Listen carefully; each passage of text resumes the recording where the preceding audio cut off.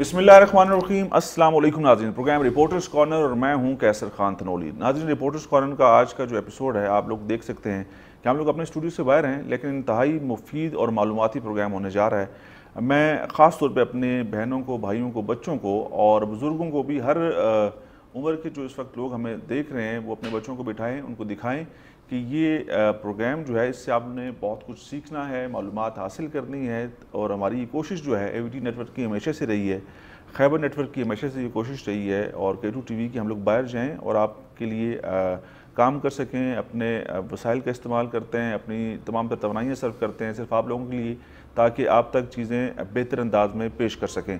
आज हम लोग नाज़रीन आए हैं FIA साइबर क्राइम और additional director cyber crime Tariq Parvez साहब, जो कि ऑपरेशंस हैं, additional director operation cyber crime, वो हमारे साथ मौजूद हैं। इनसे खुसूसी गुफ्तगू करेंगे, आप तक बहुत मुफीद मालूमात पहुँचाएँगे।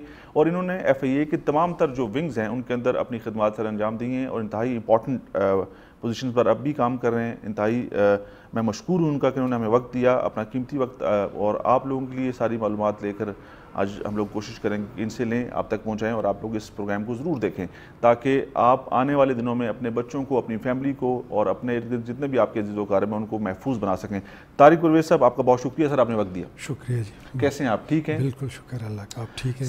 अल्लाह का शुक्र है। आपका यहाँ तशरीफ़ लाने का बहुत बहुत शुक्रिया, क्योंकि हमारी भी हमेशा काविश रही है कि अवेयरनेस के हवाले से हम सेशंस कंडक्ट करें और लोगों तक आगाही फराम करें। बिल्कुल सर, ऐसी है हमारी अपनी कोशिश। बहैसियत जर्नलिस्ट भी हमने हमेशा यही काम किया कि अवाम के जो मसाइल हैं, अवाम से जुड़ी जो चीज़ें हैं, उनको हाईलाइट करें और ज़िम्मेदार लोगों तक पहुँचाएँ, ताकि उनका हल निकाला जा सके। और आजकल जो साइबर क्राइम है, ये कहते हैं ना कि बहुत ख़तरनाक है, लोगों को समझ नहीं है, अवेयरनेस नहीं। और हमारी ये कोशिश थी कि हम लोग आप लोगों के साथ बैठें और इस सारी मालूमात को अपने देखने वालों तक पहुंचाएं, हमारा व्यूवर जो है इससे मुस्तफ़ीद हो सके। सबसे पहले मैं आपसे चाहूँगा कि बताएं कि साइबर क्राइम जो है, उस साइबर क्राइम है क्या? साइबर क्राइम जितने भी डिजिटल मीडिया पे ऑफेंसेस कमिट होते हैं, तो वो FIA साइबर क्राइम का एक्सक्लूसिव डोमेन है। वो साइबर क्राइम ही उसको देख रहा होता है। साइबर सिक्योरिटी पर्टेन करता है मिनिस्ट्री ऑफ IT से, तो अगर उसी डोमेन में कोई भी क्राइम कमिट होता है तो वो FIA के साइबर क्राइम के डोमेन में फाल करता है। अच्छा, टेक्नोलॉजी का दौर है, पूरी दुनिया में इस वक्त टेक्नोलॉजी आपको पता है कि बहुत तेज़ी के साथ फैल रही है। पाकिस्तान के अंदर भी नौजवानों के पास जो टेक्नोलॉजी इस वक्त मौजूद है, आपको लगता है कि इसके इस्तेमाल के लिए हम लोग, हमारे नौजवान तैयार हैं, तरबियत याफ्ता हैं? जी। असल में इशू ये है कि टेक्नोलॉजी को इस्तेमाल करने से तो वो वाकिफ़ हैं, लेकिन वो इससे ये वाकिफ़ नहीं है कि टेक्नोलॉजी को सिक्योर तरीके से किस तरह इस्तेमाल किया जाए। तो यही वजह है कि वो अक्सर वो साइबर क्राइम्स का शिकार हो जाते हैं और न जानते हुए ख़ुद भी वो क्राइम कमिट कर देते हैं। तो इससे कैसे बचा जा सकता है? ये सबसे इम्पॉर्टेंट है ना कि हमने अपने नौजवानों को और इस मुल्क में रहने वालों को, और इसमें कोई उम्र की हद नहीं है, जिसके पास सेलफोन है, जिसके पास इंटरनेट है, वो कोई ना कोई ऐसा जुर्म कर जाता है जिसका उसको खुद भी पता नहीं होता, खुद भी इल्म नहीं होता। तो हम लोग कैसे अपने पाकिस्तानियों को, अपने जानने वालों को बचा सकते हैं? Time to time awareness sessions conduct करते रहते हैं, जुडिशल एकेडमीज़ में जाते हैं, यूनिवर्सिटीज़ में हमारा स्टाफ जाता है, स्कूल्स में जाते हैं, तो बताते हैं हम लोगों को कि आप डिजिटल मीडिया को किस तरह सिक्योरली और सेफ़ तरीके से आप उसका इस्तेमाल कर सकते हैं। और उसके अलावा PTA भी हमारे साथ कोलैबोरेट करता है इसमें, और हम बाकायदा जो मैसेजेस हैं, मैसेज सर्विसेज है, उनके ज़रिए भी लोगों तक आगाही पहुंचाते रहते हैं। आपको नहीं लगता कि ये काफ़ी नहीं है? जिस एतबार से, जिस रफ्तार से ये क्राइम बढ़ते जा रहे हैं और ये चीज़ें इतनी तेज़ी से आगे जा रही हैं, तो हमें इसके अंदर कुछ तेज़ी लानी चाहिए और भी जो हमारे पास ज़राए हैं उनका इस्तेमाल करना चाहिए। बिल्कुल, उसमें जो आपका डिजिटल मीडिया है तो वो बड़ा अहम रोल प्ले कर सकता है, क्योंकि अभी ज़्यादातर लोगों का फोकस ही आपके डिजिटल मीडिया पे है। प्रिंट मीडिया पे अभी लोग इतना वो इंटरेस्ट नहीं लेते हैं, तो उसमें आपकी तरफ से भी ये आपका ये प्रोग्राम भी, हर चीज़ की अपनी एक अहमियत है, इम्पोर्टेंस है। प्रिंट मीडिया आज भी जारी बात, अगर एक अखबार छपेगा ना तो वो दूर तक जाएगा, उसके ऊपर अगर एक चीज़ मालूमाती होगी तो लोग उसको पढ़ेंगे। बाज़ जगहों पर आपके पास इंटरनेट की एक्सेस नहीं है, बाज़ जगहों पर आपके पास सैटेलाइट टीवी देखने के लिए सहूलत मौजूद नहीं है, तो न्यूज़पेपर ऐसा जो ट्रैवल करता है। जी, उसमें हम रिक्वेस्ट करते रहते हैं टाइम टू टाइम, पैमरा को भी, PTA को भी और बाकी भी जितने इंस्टीट्यूशंस हैं तो फुली हमसे कोलैबोरेट करते हैं। तो हमारी कोशिश है कि इस हवाले से अवेयरनेस क्रिएट की जाए ताकि सिक्योर यूज़ जो है वो उनको बताया जा सके, क्योंकि अभी तकरीबन आपकी जितनी सर्विसेज हैं आपकी वो डिजिटल मीडिया पे आ गई हैं, तो ये ज़रूरी है कि बताया जाए कि सिक्योर यूज़ जो है वो कैसे किया जा सके। अच्छा, जैसे जैसे टेक्नोलॉजी में इजाफा हो रहा है, पहला मेरे बात यही थी, उसी तरह पूरी दुनिया के अंदर हम लोग देखते हैं कि साइबर क्राइम्स में भी इजाफा देखने में आया है। पाकिस्तान में इसके असरात क्या हैं? पाकिस्तान में क्या पोजीशन है इस वक्त आपके सामने, अगर हम लोग कंपैरिजन करें दुनिया के साथ? जी, तो वहाँ पे तो चूँकि एजुकेशन का रेशो हमसे बहुत बेहतर है, अवेयरनेस है, लोग कन्वर्सेंट हैं डिजिटल मीडिया को यूज़ करने में, टेक्नोलॉजी को यूज़ करने में। तो हमारे यहाँ चूँकि ये नई मुतारिफ हुई है तो लोग समझते हैं, मतलब इस्तेमाल करना जानते हैं, लेकिन वो ये नहीं जानते कि उसको कैसे सिक्योरली यूज़ किया जाए। तो उस हवाले से हम टाइम टू टाइम करते रहते हैं अवेयरनेस कैंपेन्स। अक्सर ये होता है कि लोगों को कॉल आती हैं डिफरेंट इनामी स्कीम्स के हवाले से और डिफरेंट प्रमोशंस के हवाले से, इतने के साथ मैसेज भी करते हैं, कॉल्स भी करते हैं, वीडियो सेंड करते हैं, लेकिन उसके ऊपर उस हवाले से देखें, बैंक्स को भी, स्टेट बैंक को भी हमने रिक्वेस्ट की है, वो भी अपना रोल प्ले कर रहे हैं, बता रहे होते हैं कि आप अपनी OTP, अपना पिन कोड, अपनी पर्सनल इंफॉर्मेशन जो है वो किसी से शेयर न करें। लेकिन फिर भी चूँकि एजुकेशन की कमी है तो लोग अपना पिन कोड या OTP शेयर कर देते हैं, तो उससे उनके साथ फ्रॉड हो जाता है। लेकिन उस पर भी हमारा पूरा फोकस है और मनी ट्रेल के ज़रिए हम ट्रेस करते हैं। उसके अलावा ज़्यादातर ये जुर्म हो रहा है सिलिकॉन थम्स के ज़रिए, जो फेक सिम्स एक्टिवेट होती हैं, तो उस हवाले से भी हमारा स्पेशल फोकस है इस पे।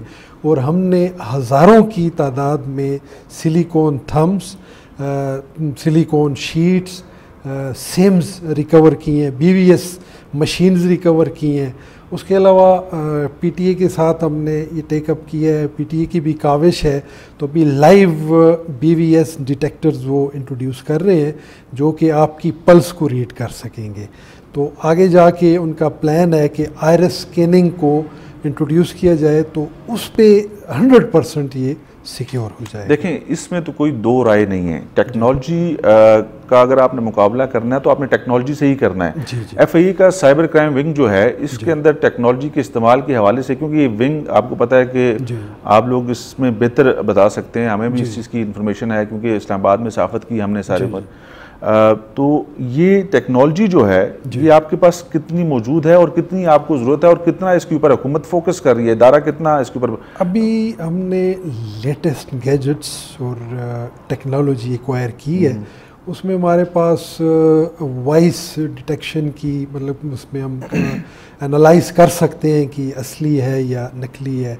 उसी तरह FIA साइबर क्राइम के पास ये सहूलत मौजूद है बिल्कुल। फोरेंसिक्स की कैपेबिलिटी हमारे पास 15 हमारे पास मेन डिजिटल लैब्स हैं, फिर छोटे शहरों में हमारे पास लोअर टियर लैब्स हैं जो कि कम्प्लीटली कैपेबल हैं फोरेंसिक एनालिसिस के।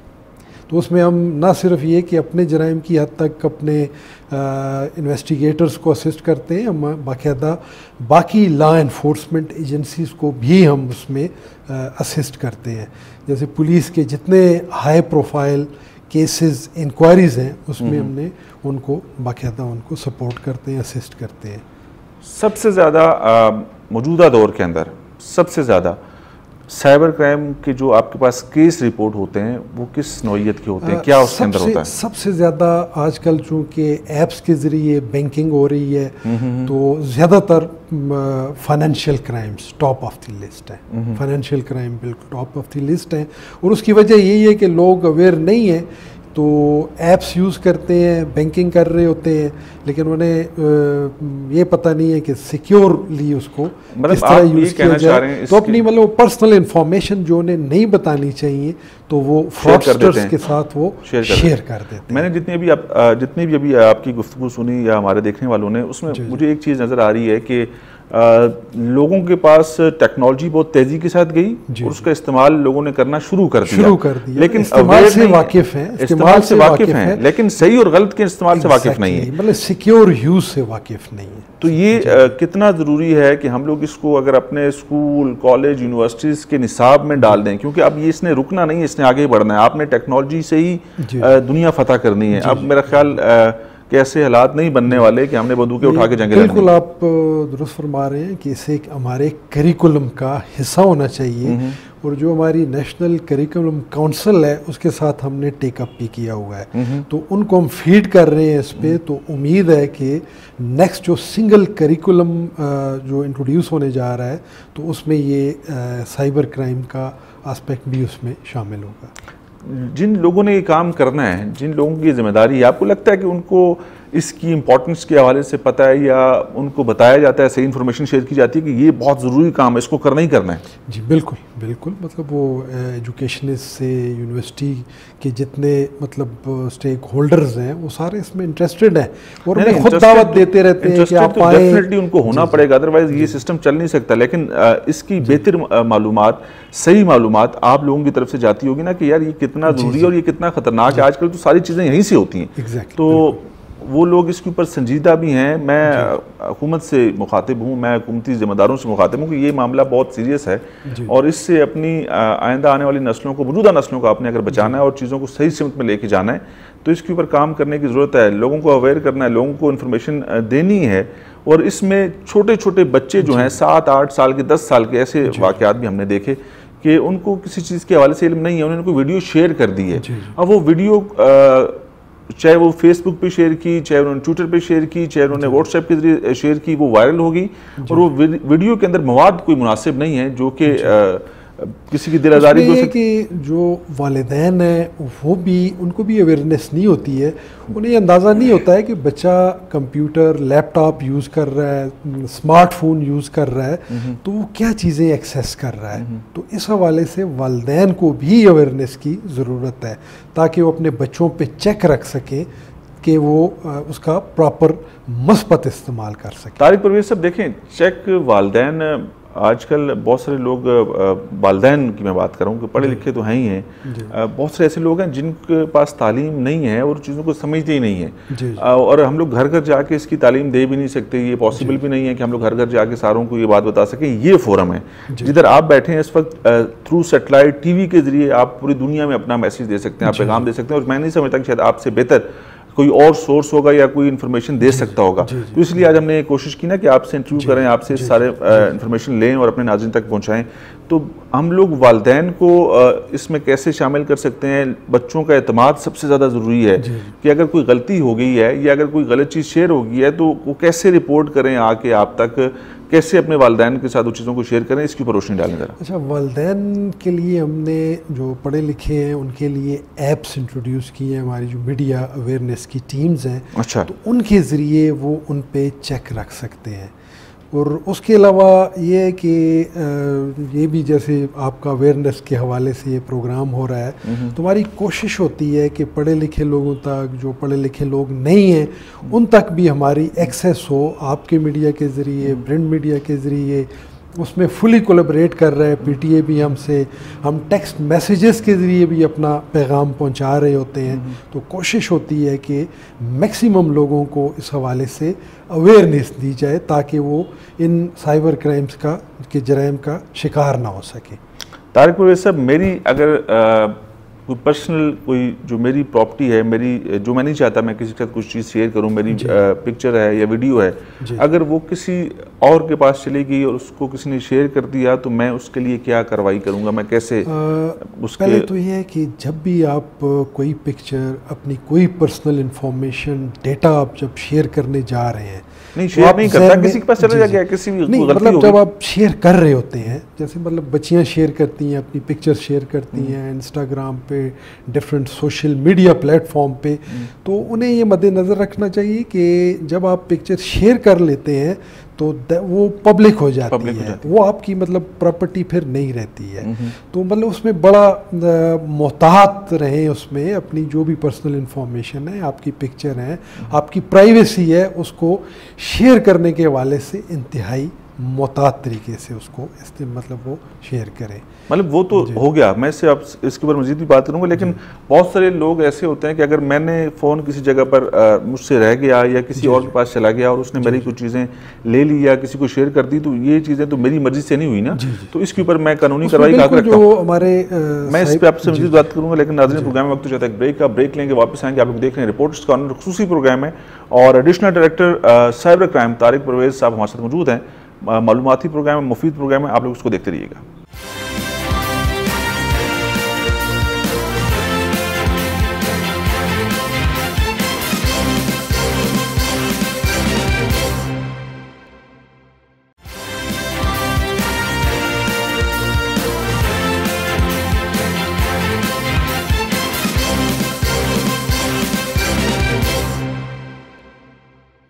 जी नाज़रीन, ब्रेक के बाद एक दफ़ा फिर आपको कहेंगे खुश आमदीद प्रोग्राम में रिपोर्टर्स कॉर्नर और मैं हूं कैसर खान तनोली। नाज़रीन, आज का खुसूसी programme additional director operations Tariq Parvez साहब हमारे साथ मौजूद हैं, साइबर क्राइम के। सर, मैं ये चाह रहा था आपसे जवाब, क्योंकि बहुत लोग अक्सर कंप्लेन करते हैं कि मेरे फ़ोन से मेरी मर्ज़ी के बगैर कोई चीज़ें बाज़ कर मैं भूल गया हूँ, मेरा फ़ोन के ऊपर लॉक मौजूद नहीं था, किसी ने शेयर कर दी हैं। अब मुझे उसको रोकने के लिए और उस शख्स के खिलाफ कार्रवाई करने के लिए क्या तरीकाकार अपनाना पड़ेगा? हमारे 15 साइबर क्राइम रिपोर्टिंग सेंटर्स हैं, जिनकी तो तकरीबन तमाम मेन सिटीज़ में हैं।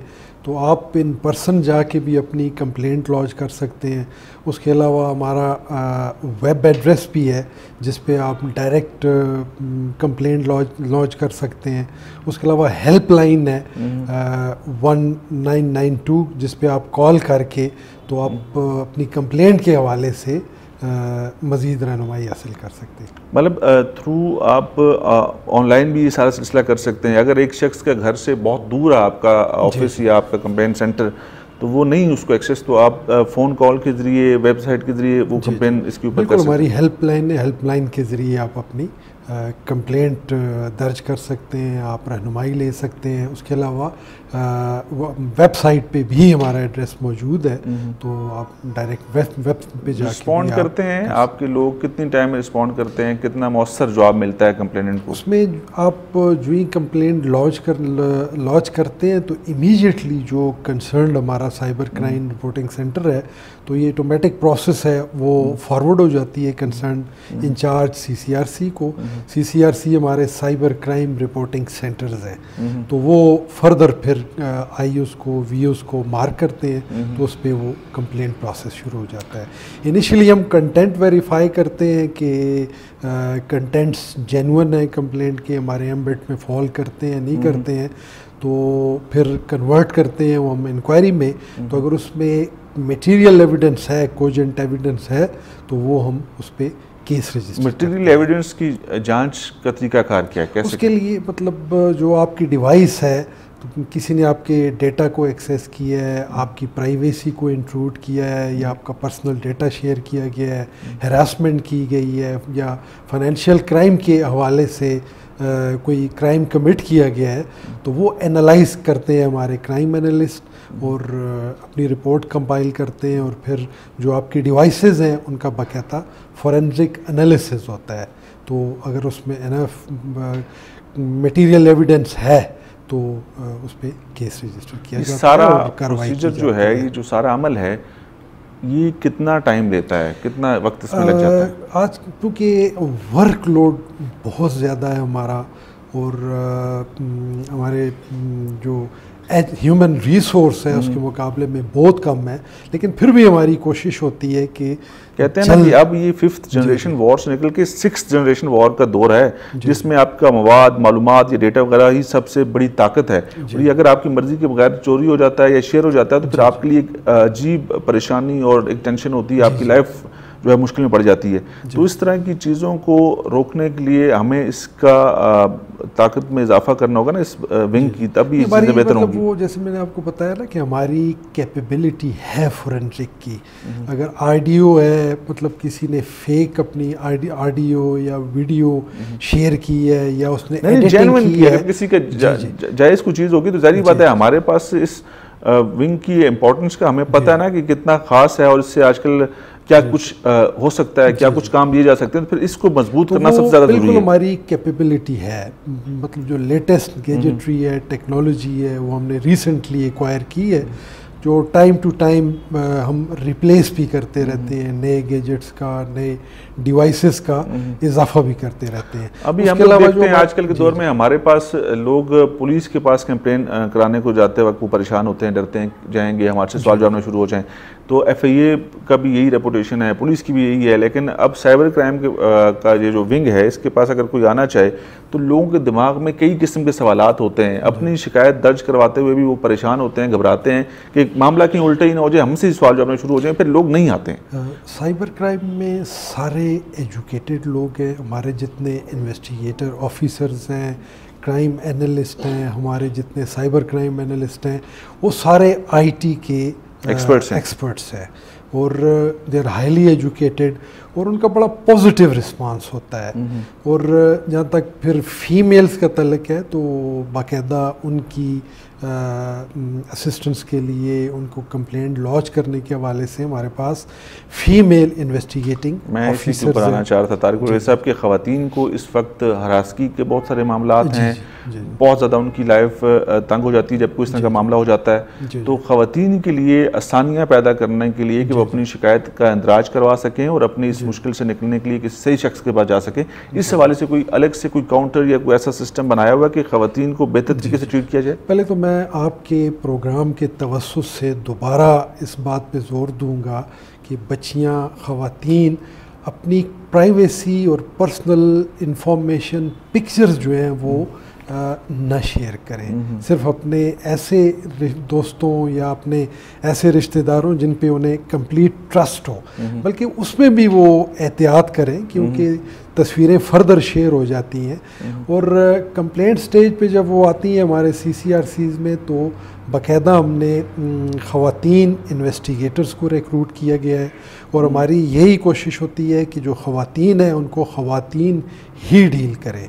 और अगर फ़र्ज़ करें वो किसी स्ट्रेस में, ट्रॉमा में है, डिस्ट्रेस में है, जो भी उनके साथ हैपनिंग हुई है, तो उसके लिए बाकायदा हमने ख़वातीन साइकोलॉजिस्ट, स्ट्रेस काउंसलर रिक्रूट की हुई हैं जो उनकी यहीं पर इसी विंग के अंदर मौजूद है। बिल्कुल, हर एक हमारे साइबर क्राइम विंग में स्ट्रेस काउंसलर हैं जो कि साइकोलॉजिस्ट हैं और ख़वातीन होती हैं, तो उनकी काउंसलिंग करती हैं, उनको मतलब वो एनवायरनमेंट प्रोवाइड करती हैं जिसमें वो फ्रीली अपने आप को एक्सप्रेस कर सकें, अपनी पूरी डिटेल उनसे के साथ शेयर कर सकें। बाकी उनकी जो जितना भी डेटा होता है, डिटेल्स होती हैं। रिसेंट पास्ट में कोई ऐसा वाकया या कोई ऐसा केस आप लोगों ने इन्वेस्टिगेट किया हो, ख़ास तौर पे इसी तरह की हरासगी का कोई मामला हो जिससे ख़वातीन जिसके साथ भी मामला था वो मुतमईन होकर गई हों? ख़वातीन का मुतमईन होना भी आपको पता बड़ा मुश्किल होता है। वो जब इस तरह की सिचुएशन से गुजरती हैं तो वो कहती हैं कि पता नहीं क्या होगा या कैसे होगा, या ये मामला रुका भी है कि नहीं, या आगे इसने मज़ीद जाके मेरी ज़िंदगी को डिस्टर्ब तो नहीं करना। यहाँ से जब कोई कंप्लेन कर देता है, इन्वेस्टिगेशन के बाद अगर चीज़ें सॉर्ट आउट हो जाती हैं तो ख़वातीन का रिस्पॉन्स कैसा होता है? वो मुतमईन होकर जाती हैं, उनको लगता है कि वाकई मैं सही जगह पे आई थी? क्योंकि आपको मैंने बताया ना कि मतलब स्ट्रेस काउंसलर है हमारी, वो उनको कंसोल करती हैं, स्ट्रेस काउंसलिंग करती हैं। इन्वेस्टिगेटर्स हमारी ख़वातीन हैं, उनसे जो उनकी मतलब डिटेल होती हैं वो लेके प्रॉपर कंप्लेंट लॉन्च करती हैं, इंक्वायरी रजिस्टर होती है, तो उसमें वो कंप्लीट कंफर्ट जोन में होती हैं, तो अपनी वो इंफॉर्मेशन भी उनके साथ शेयर करती हैं और उनकी प्राइवेसी का बड़ा ख्याल रखा जाता है। उनकी पर्सनल जितनी भी वो डिटेल शेयर करती हैं, पिक्चर्स शेयर करती हैं हमारे IOs के साथ, तो मुकम्मल उसकी सिक्योरिटी होती है और उसकी प्राइवेसी को डिटरमिन किया जाता है। कितने केसेस रजिस्टर्ड होते हैं रोज़ाना की बुनियाद पर, माहाना की बुनियाद पर FIA साइबर क्राइम में? अभी तो जिस तरह से डिजिटल टेक्नोलॉजी में जिस रफ्तार से इजाफा हो रहा है, तो अभी लास्ट 2021 में 1 लाख से ज़्यादा कंप्लेंट हमारी रजिस्टर हुई हैं। 2022 में अभी हम मिड अक्टूबर में हैं और तकरीबन 85,000 से ज़्यादा कंप्लेंट्स अब तक रजिस्टर हो चुकी हैं, जो कि मतलब हमारे बाकी जितने भी विंग्स हैं उनसे बहुत ज़्यादा है रेशो में। तो इसी से आप अंदाज़ा लगा सकते हैं कि डिजिटल क्राइम किस तेज़ी से, किस रफ्तार से बढ़ रहा है और ये आगे इसी के सिलसिले हैं और इसने मजीद बढ़ना है और इसी के थ्रू सब कुछ होना है। तो इसलिए हमें एक बड़ी फोर्स की ज़रूरत है इससे निपटने के लिए। और सबसे बड़ी बात नाज़रीन, अवेयरनेस और लोगों तक ये मालूमात जानी चाहिए कि कितना ख़तरनाक है। अगर कोई चीज़ गलत शेयर कर दी, अगर कोई चीज़ आपने अपनी पर्सनल किसी के साथ शेयर कर दी, तो फिर वो आपके कंट्रोल में नहीं हो, किसी भी जगह पे जा सकती है। और फिर उसको रुकवाने के लिए या उससे बचने के लिए, उसके जो साइड इफ़ेक्ट्स हैं, फिर आपने किसी न किसी का सहारा लेना है। और सहारा लेने के लिए विंग बना है और इस विंग के अंदर ये लोग काम कर रहे हैं। अब बात ही है कि एक शख्स या एक इदारा इस सारे सिस्टम को कंट्रोल नहीं कर सकता। आपने भी और मैंने भी जो हमारी जिम्मेदारी हैं उसको निभाना है और अपने अपने ताई हमने अपना काम को ज़रूर सरअंजाम देना है, तभी चीज़ें बेहतर होंगी और आने वाले दिनों में हमें सहूलत मिलेगी। एक चीज़ सबसे ज़्यादा हमें जो आजकल सुनने को मिलती है वो ये है कि मेरे बैंक अकाउंट से पैसे निकल गए और वो पैसे अब वापस करने के लिए भी ज़ाहिर बात है हर कोई कोशिश करता है, अपने सर तर कोशिश करता है कि मैं कैसे बैंक से जाके कंप्लेन करता है, शिकायत करता है। वो कहते हैं जी हमने तो ये पैसे इसलिए रिटर्न नहीं कर सकते कि हमारी इसमें कोई फ्लॉज नहीं है। अगर आपने कोई चीज़ गलत की है या आपने कोई इन्फॉर्मेशन शेयर की है किसी के साथ तो ये मामला हुआ होगा। किसी की कोई गिरफ्तारी इस अमल में हुई, किसी ने आके आपको कंप्लेन की, लेकिन हमारे पास जो इतलात हैं कि कोई गिरफ्तार नहीं हुई इस मामले में। इसमें पहले तो मैं आपको बताया था कि बैंक्स जो हैं वो time to time text messages के जरिए वो तो सब ठीक हो गया, वो बता रहे होते हैं कि अपनी पर्सनल इंफॉर्मेशन आप शेयर न करें। और जितनी भी हमारे पास फाइनेंशियल क्राइम्स के हवाले से कंप्लेंट्स आती हैं तो उसमें बिल्कुल दादरसी होती है। मनी ट्रेल के ज़रिए हम जो ऑफेंडर है, जो मुजरिम है, उस तक पहुंचते हैं और ह्यूज रिकवरीज हुई हैं इसमें। तो बैंक का से जिसके पैसे निकले हैं, जिसके साथ कोई ऐसा मामला हुआ है, तो हमारे इतलात के मुताबिक अभी तक कोई एक सिंगल केस ऐसा नहीं है जिसकी रिकवरी हुई हो या कोई गिरफ्तार हुआ हो। नहीं, उसमें गिरफ्तारियां भी हुई हैं, उसमें मनी ट्रेल के ज़रिए हमने ट्रेस भी किया है, रिकवरीज भी कराई हैं और बहुत काफ़ी केसों में उसमें रिकवरीज हुई हैं हमारी। तो लोग देखें, एक मैसेज का सिर्फ दे देना या मैसेज शेयर कर देना ही मैंने पहले भी कहा कि काफ़ी नहीं है। हमें इससे आगे बढ़ के कुछ और स्टेप्स लेने होंगे, तभी चीज़ें आसान होंगी। अब इस तरह के मामलात के अंदर आपको पता है कि हमारा जो आईओ होता है वो बड़ा अहम रोल प्ले करता है। अगर उसने केस सही बनाया और उसने उस केस की सही इन्वेस्टिगेशन की तो जल्द ख़त्म हो सकता है या जल्द उसके ऊपर फैसला हो सकता है। अगर मामला लटक जाए तो फिर हमारे कोर्ट्स के अंदर आपको पता है कि लाखों केस पहले के पेंडिंग पड़े हैं, तो ये चीज़ें चलती रहती हैं। इसके लिए अलग कोर्ट्स मौजूद है। जैसे मतलब आपकी पुलिस की जितनी भी एविडेंस कलेक्शन है वो औरल होती है या सर्कमस्टेंशियल वाक़याती शहादत होती है। हमारे पास टोटल डिजिटल एविडेंस है, तो उसको ना रिबट किया जा सकता है और ना उसको कोर्ट्स नेगेट करती हैं। तो उस पर ज़्यादातर हमारे जितने तो लोग बहुत आसानी से कह देते हैं ना कि ये पिक्चर्स क्रॉप्ड है, ये पिक्चर्स किसी के साथ जोड़ी गई है, ये वीडियो जो है फेक है, इसको किसी ने खुद बनाया, ये वीडियो ऐसी नहीं है। तो उसकी मुकम्मल छानबीन और तहकीकात के लिए FIA साइबर क्राइम के पास वो तमाम तर सहूलियात मौजूद हैं जो उसका फ्रॉन्टिक करने के बाद ये सर्टिफिकेट दे सकती है कि बिल्कुल दुरुस्त है या गलत है। जी बिल्कुल, हमारे पास कैपेबिलिटी है। हम फोरेंसिक एनालिसिस के ज़रिए डिटरमिन करते हैं कि ये असल पिक्चर है या क्रॉप्ड अप पिक्चर है या एडिट की गई है। तो अकॉर्डिंगली फिर वो एनालिसिस रिपोर्ट अपनी सबमिट करते हैं जो कि उस इंक्वायरी या इन्वेस्टिगेशन का हिस्सा होती है। आजकल आप लोग देख रहे हैं कि बड़ी बात है, मुल्क के अंदर बड़ा ऑडियो लीक्स का एक सिलसिला चला हुआ है। ऑडियो लीक्स हो रही है, मुख्तलिफ किस्म की ऑडियोज़ आ रही हैं। तो इस तरह की ऑडियोज़ को भी आप फ्रंटिक करके बता सकते हैं कि ये असली हैं कि नहीं? ऑडियो फोरेंसिक की कैपेबिलिटी सिर्फ हमारे FIA साइबर क्राइम के पास है और बिल्कुल हम एनालाइज करके हम बताते हैं कि ये असल है या नकल आवाज़। ये जो वीडियोस अभी आजकल चल रही हैं, इन वीडियोस में से ऑडियोज जो चल रही हैं, इनमें से कुछ ऑडियोज आई हैं आपके पास फॉरेंसिक के लिए? उस हवाले से मैं कुछ नहीं बता सकता, लेकिन यह है कि हमारी कैपेबिलिटी है। अगर आएंगी तो आप बिल्कुल हम वो एनालाइज करके बता सकते हैं कि ये असल है या नकल है जी। और इसी तरह वीडियोस के हवाले से भी है कि वीडियो अगर कोई आएगी, हमारी कैपेबिलिटी है बिल्कुल, मतलब आप लोग तैयार हैं उसके लिए? एडिटेड जो है वो हम बिल्कुल एनालिसिस करके बता सकते हैं कि ये एडिटेड है या असल है। अगर किसी को सखर में या मर्दान में, चरसदा में कोई ऐसे मामलात या ऐसी कुछ चीज़ें फेस करनी पड़ रही हैं, तो उसके लिए वो कहाँ पर अप्रोच करेंगे? वो भी उधर आपके सखर में हमारा साइबर क्राइम रिपोर्टिंग सेंटर है और पेशावर नज़दीक है, एफिलिएटेड करीब ही है मर्दान से, तो वो वैसे मैंने कंप्लेंट लॉन्च कर सकते हैं। उसके अलावा ऑनलाइन लॉन्च कर सकते हैं अपनी कंप्लेंट ऑनलाइन दर्ज करवा के, तो ऑटोमेटिकली वो फॉरवर्ड हो जाती है कंसर्न CCRC को।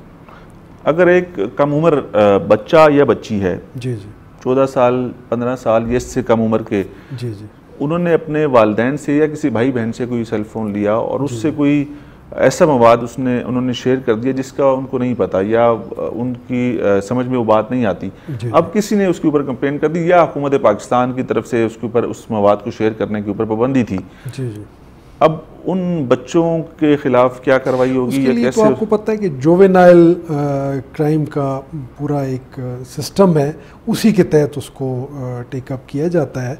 तो अगर वो इनोसेंस में हुआ है तो जाहिर है फिर वो कैसे साबित करेंगे? वो मोबाइल से तो डाटा शेयर हो गया ना, आपने अभी कहा कि सारा जो सबूत है हमारे पास सारा डिजिटल है। तो ये इन्वेस्टिगेशन का पर्पस ये आयु डिटरमिन करे कि आया ये इनोसेंटली शेयर हुआ है या इंटेंशनली हुआ है। ये दौरान तफ्तीश इस चीज़ का अंदाज़ा लगाया जा सकता है, डिटरमिन किया जा सकता है। बच्चों के लिए भी जुवेनाइल क्राइम है, बिल्कुल है। तारिक परवेज़ साहब, आपसे मजीद भी गुफ्तगू करेंगे। नाज़रीन, प्रोग्राम वक्त हो जाता है ब्रेक का, ब्रेक लेंगे, वापस आएंगे। इंतहाई मालूमाती प्रोग्राम है रिपोर्टर्स कॉर्नर, आप लोग देखते रहिएगा।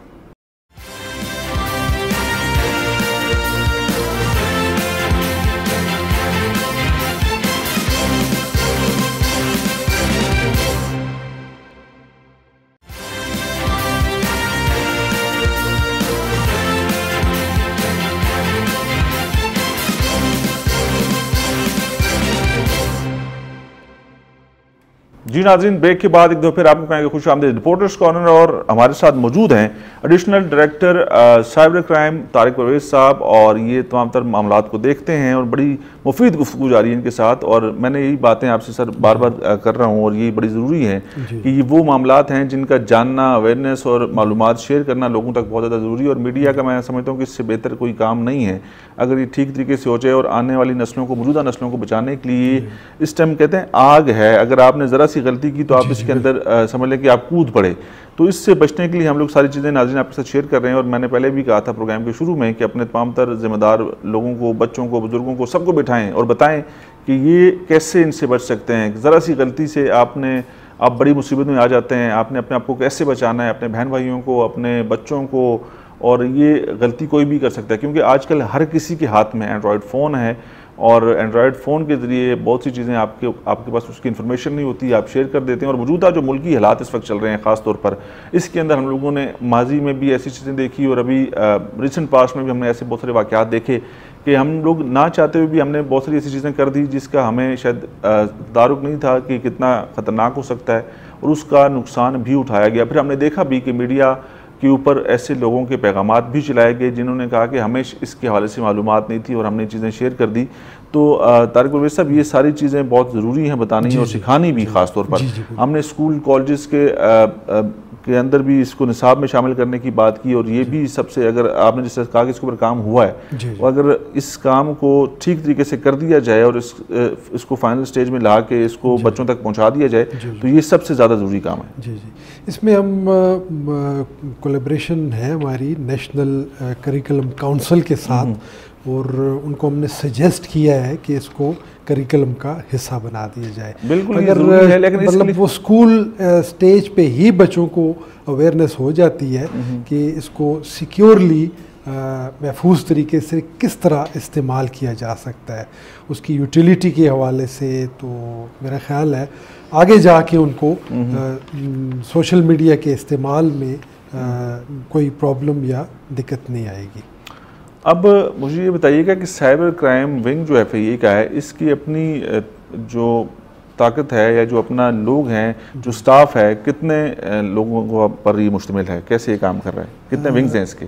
हमारे ये 3 फेजेस पे मुश्तमिल था, फेज़ 1, 2 और 3। तो फेज़ 3 हमारा चूँकि अभी तकरीबन उसका प्रोजेक्ट का पीरियड कंप्लीट हो चुका है, तो वो हम रेगुलराइज करने के लिए उसमें हम ND में कन्वर्ट कर रहे हैं। तो हमारी कोशिश है कि मज़ीद इस हवाले से रिक्रूटमेंट की जाए। उसको डिफरेंट फॉर्म में हमने जाके बताया है कि हमें HR की ज़रूरत है, और उस हवाले से हमें पजीराई भी मिली है। अभी रिसेंटली IT की हमारी कमेटी है पार्लियामेंट की, वहाँ पे भी हमने उनसे डिस्कस किया है, अपने इश्यूज डिस्कस किए हैं। तो उस हवाले से उन्होंने भी अपनी सिफारिशात दी हैं कि साइबर क्राइम में परमानेंट रिक्रूटमेंट हो, और जो हमारा वर्कलोड है तो उस हिसाब से हमारे HR को भी मज़ीद जो है वो रिक्रूट किया जाए। आपने कहा कि हमारे जो आयुज हैं, जो इन्वेस्टिगेशन जो ऑफिसर्स हैं, हाईली क्वालिफाइड हैं, पढ़े लिखे लोग हैं, तो अफसरान की तादाद कितनी है? कैसे आप लोग इसके ऊपर मीटिंग्स करते हैं? कैसे तमाम तर चीज़ों को प्लान करते हैं कि कैसे हमने किसी अगर मखसूस कोई केस आ गया आपके पास, जिस तरह से मिसाल के तौर पर ये भी ऑडियो लीक्स का मामला है, कोई बड़ी चीज़ आ गई है, तो कैसे उसको आप प्लान करते हैं? कितने लोग उसमें बैठते हैं? हमारे जो इन्वेस्टिगेटर हैं उनकी पूरे पाकिस्तान के लिए कुल तादाद जो है 144 है पूरे पाकिस्तान, जो कि बहुत कम है। तो उसी हवाले से हमारी काविश है कि रेगुलर रिक्रूटमेंट हो, परमानेंट रिक्रूटमेंट हो। ये रिक्रूटमेंट जो हुई है, ये जो लोग इन्वेस्टिगेटर्स आपके हैं, ये FIA की अपनी है कि इसमें FIA की भी है, और जो मैंने जैसे आपको बताया कि ये 3 प्रोजेक्ट्स पे, 3 फेजेस पे मुश्तमिल था, फेज़ 1, 2 और 3। तो ये प्रोजेक्ट बेस्ड था, और ये एक्सक्लूसिवली जो है वो साइबर क्राइम के लिए रिक्रूटमेंट हुई थी। लेकिन चूँकि स्टाफ की कमी है, तो हमारे रेगुलर FIA से भी ह्यूमन रिसोर्स जो है वो हमारी डिस्पोजल पे है, जिनको हम यूटिलाइज करते हैं टू एड्रेस दीज क्राइम्स। तो अफसरान की तादाद मुझे बताइएगा, कितने अफसरान इसको मैनेज कर रहे हैं FIA साइबर क्राइम को? ADG ओवरऑल हमारे विंग के हेड हैं, और 2 हमारे डायरेक्टर ऑपरेशंस हैं, डायरेक्टर साउथ हैं जो कि सिंध और बलूचिस्तान को देख रहे हैं, डायरेक्टर नॉर्थ हैं जो कि हमारे KP, पंजाब, नादरन एरियाज़ को देख रहे हैं, और उसके अलावा उनको असिस्ट कर रहे हैं। मैं additional director cyber crime operations हूँ। उसके अलावा हर एक साइबर जोन में एक एडिशनल डायरेक्टर पोस्टेड है, और हर एक साइबर क्राइम सेंटर को डिप्टी डायरेक्टर हेड कर रहा है। बाकी सरकारी इदारों के साथ आपका कितना आपस में रब्ता है, कितनी एक दूसरे के साथ मालूमात शेयर करते हैं? जैसा कि नादरा, जैसा कि डिस्ट्रिक्ट एडमिनिस्ट्रेशन इस्लामाबाद की, अगर मैं इस्लामाबाद की बात करूं, क्योंकि बहुत सारी ऐसी चीज़ें जो हैं जो सरकारी इदारों के ज़रिए ऑनलाइन हो चुकी हैं, ऑनलाइन रिकॉर्ड उनका मौजूद है, जैसे कि लैंड रिकॉर्ड की बात करें, एक्साइज एंड टैक्सेशन की बात करें, बहुत सारी ऐसी चीज़ें जो अब सारी ऑनलाइन ही होती हैं। तो ये इदारे आपसे कितने राब्ते में हैं? टाइम टू टाइम अगर किसी भी साइबर क्राइम के हवाले से कोई भी ऑफेंस होता है, तो वो हमें अप्रोच करते हैं, और हम एड्रेस करते हैं उनके इश्यूज़ को। बहुत सी हमारी मिनिस्ट्रीज़ हैं, इदारे हैं जिनके ऑफिशियल वेबसाइट्स हैक हो जाती हैं। अभी रिसेंटली मिनिस्ट्री ऑफ प्लानिंग का ऑफिशियल वेबसाइट हैक हुई थी, जो इमीडिएटली हमने उनको रिकवर करके दी थी। तो ये तो वो चीज़ें ना कि जो आपसे वो मदद मांगते हैं। जी। मैं ये कह रहा हूँ कि अगर नादरा के अंदर कुछ ऐसे लोग या कुछ ऐसे लोग जिन्होंने कोई ऐसा क्राइम किया है, कोई ऐसे सरगर्मी में मुलविस हैं, तो आप बराह रास्त आपकी आपस में कोई मीटिंग्स होती हैं नादरा के जिम्मेदारों के साथ या कोई डिस्ट्रिक्ट एडमिनिस्ट्रेशन या और किसी सरकारी इदारे के साथ, कि ऐसी चीज़ों से बचने के लिए आप एक दूसरे के साथ मालूमात का तबादला कर रहे हों, या आपके पास चीज़ों का रेगुलर बेसिस पे चीज़ें आपके पास आ रही हों? जी नहीं, जैसे आपको मैंने बताया ना कि ज़्यादातर फाइनेंशियल क्राइम हो रहे हैं फेक सिम्स के हवाले से, तो उसमें नादरा भी पूरी कोशिश कर रहा है, पीटीए भी पूरी कोशिश कर रहे हैं कि इस पे इसका तदारुक किया जाए। जैसे आपको मैंने बताया कि वो लाइव डिटेक्शन जो बीवीएस हमारी सिस्टम्स हैं वो इंट्रोड्यूस कर रहे हैं ताकि वो फेक सिलिकॉन थम्स के ज़रिए वो कोई अपनी सिम एक्टिवेट न कर सके।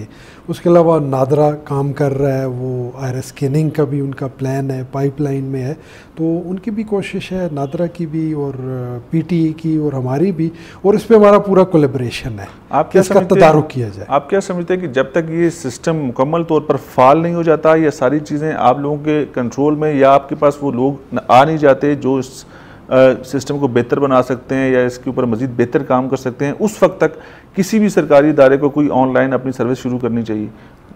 बहुत सी चीज़ें उसमें तो तकरीबन जितने भी हमारी मिनिस्ट्रीज़ हैं, डिपार्टमेंट्स हैं, उनको भी अवेयरनेस के हवाले से टाइम टू टाइम उनके साथ भी हमारे सेशन मीटिंग्स होती हैं, सेशंस होते हैं, उनको मतलब उनको रोका जाए फिलहाल कि अगर आप, क्योंकि अभी हम लोग खुद भी, आपको पता है कि आप लोग इनिशियल स्टेजेस पे हैं, आपके पास जिस टेक्नोलॉजी जिस रफ्तार से आगे बढ़ी उस रफ्तार से चीज़ें आप तक नहीं पहुंची, या आपके पास वो मामलात नहीं हैं, तो सरकारी इदारे बजाय इसके कि अपने चीज़ों को ऑनलाइन सिस्टम में डाल दें या सारी चीज़ें ऑनलाइन ही होना शुरू हो जाएँ, उनको थोड़ा सा स्टॉप रखें जब तक ये चीज़ें फाल नहीं हो जाती या बेहतर नहीं हो जाती। क्योंकि सरकारी रिकॉर्ड का इधर उधर हो जाना या सरकारी रिकॉर्ड कोई हैक कर ले तो वो तो ज़्यादा ख़तरनाक नहीं? उसमें तकरीबन जितने हमारी मिनिस्ट्रीज़ हैं, गवर्नमेंट डिपार्टमेंट्स के हैं, उनका भी आईटी का सेक्शन है अपने विंग से, वो भी साइबर सिक्योरिटी के हवाले से इकदाम करते रहते हैं।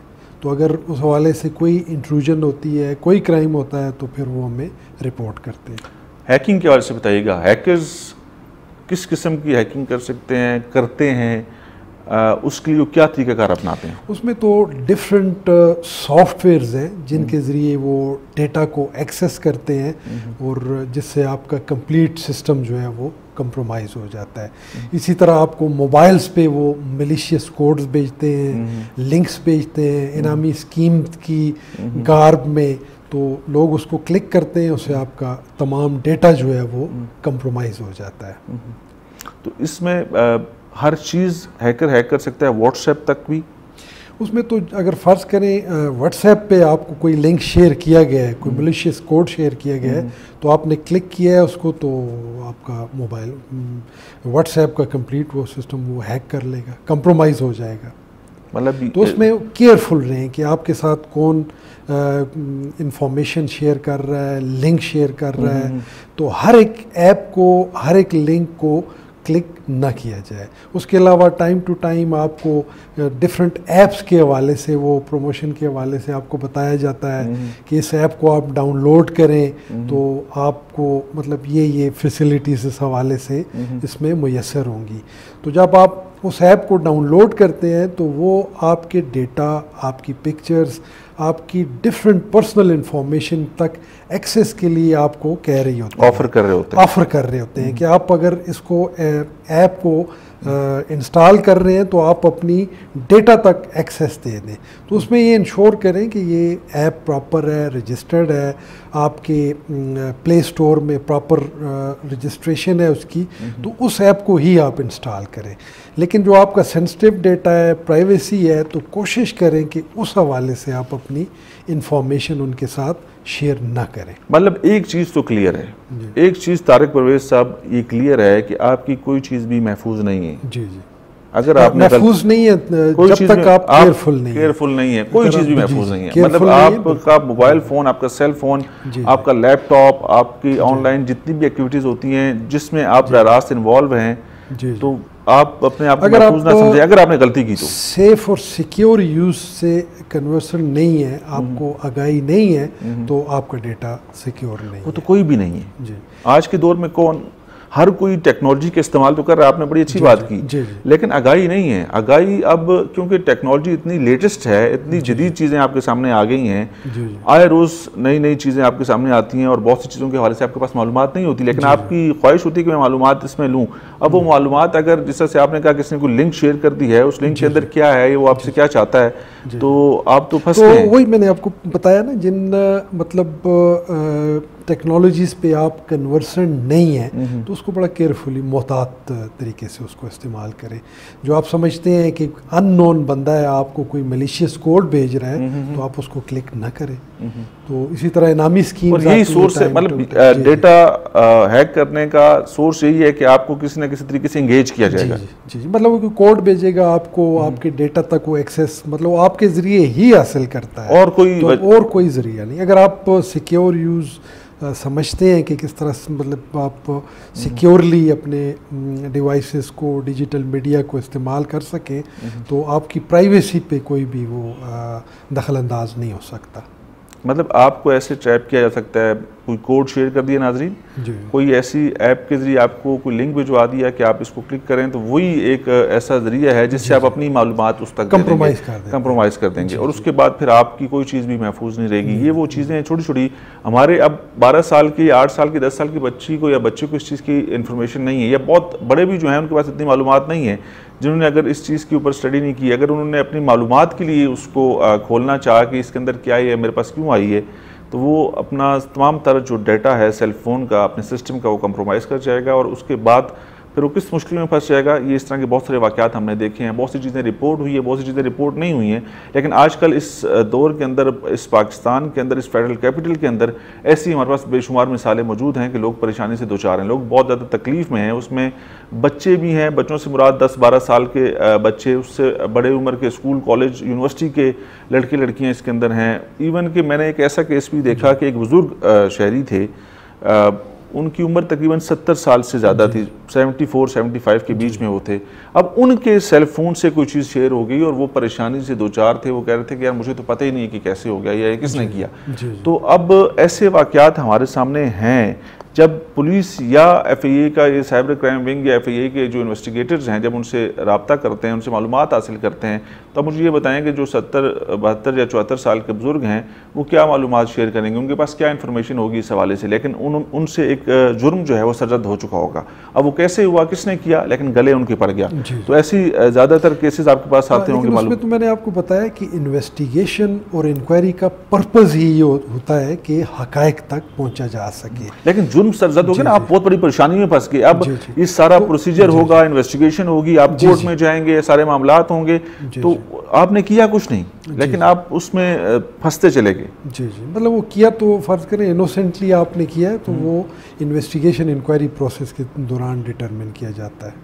तो उसमें इन्वेस्टिगेटर जो है वो मुकम्मल अपॉर्चुनिटी देता है फोरेंसिक एनालिसिस की, उसके पास के मतलब वो ऑप्शन होती है, तो वो डिटरमिन कर लेते हैं। Additional director operations cyber crime Tariq Parvez साहब, प्रोग्राम का वक्त ख़त्म हो जाता है। मैं चाहूँगा कि आपसे कि एक दफ़ा फिर हमारे देखने वालों को आप एक पैगाम दें, और साथ साथ अपनी हेल्पलाइन जो है आपकी 1991, ये वो हेल्पलाइन है जिस पर नाज़रीन आप लोग, अगर किसी को कोई मसला, कोई परेशानी हो सकती है, और अगर आपको लगता है कि जो साइबर क्राइम का जो सेंटर है वो आपसे दूर है, आप किसी और जगह पर हैं, वो आप उधर नहीं है, आपके एक्सेस में नहीं है, तो आप हेल्पलाइन पे कॉल कर सकते हैं। 1991 ये हेल्पलाइन नंबर है, और आपको इनका नुमाइंदा जो है साइबर क्राइम का, वो आपसे रब्ता करेगा, आपके मसले को सुनेगा और उसके हल की तरफ भी आपको लेके जाएगा। सर, मैं चाहूँगा कि आखिर में कोई पैगाम दें ताकि हमारे नाज़रीन इससे मुस्तफ़ीद हो सकें। मैं दोबारा ये बात दोहराऊँगा कि आप अपनी प्राइवेसी, अपनी पिक्चर्स सोशल मीडिया पे शेयर करने से पहले मतलब वो बहुत सोच विचार उस पर करें और इसमें मोहतात रहें, क्योंकि जब आप अपनी प्राइवेसी पिक्चर शेयर कर लेते हैं तो वो पब्लिक हो जाती हैं, तो उसको गलत भी इस्तेमाल किया जा सकता है, आपकी उसमें हरासमेंट उसका ज़रिया बन सकती हैं, आपको एक्सप्लॉइट किया जा सकता है। तो किसी भी सोशल मीडिया पे जाने से पहले, अपनी इंफॉर्मेशन शेयर करने से पहले इंतहाई मोहतात तरीके से उसका इस्तेमाल करें। और उसके अलावा हमारी, जैसे कि मैंने आपको बताया, आपने भी शेयर किया, 1991 हमारी हेल्पलाइन है, आप उस पर फ़ोन करके गाइडेंस ले सकते हैं। उसके अलावा आपसे मैंने शेयर किया अपनी वेबसाइट, उस पर आप ऑनलाइन कंप्लेंट लॉन्च कर सकते हैं, जो कि ऑटोमेटिकली आप पाकिस्तान के किसी भी शहर में रिमोट एरिया में बैठे हों तो हमारे कंसर्न जो साइबर क्राइम रिपोर्टिंग सेंटर है उनको ऑटोमेटिकली आपकी कंप्लेंट फॉरवर्ड हो जाएगी और वो आपसे रब्ता करेंगे।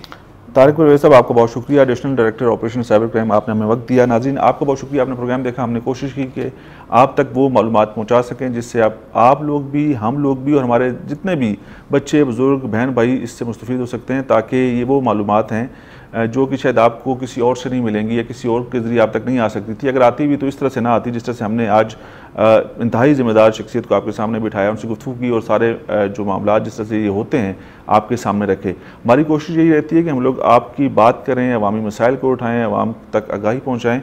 तो इंशाल्लाह नेक्स्ट वीक आपसे दोबारा मुलाकात होगी। अपने मेज़बान कैसर खान तनोली को इजाज़त दीजिएगा। अल्लाह हाफ़िज़। पाकिस्तान जिंदाबाद।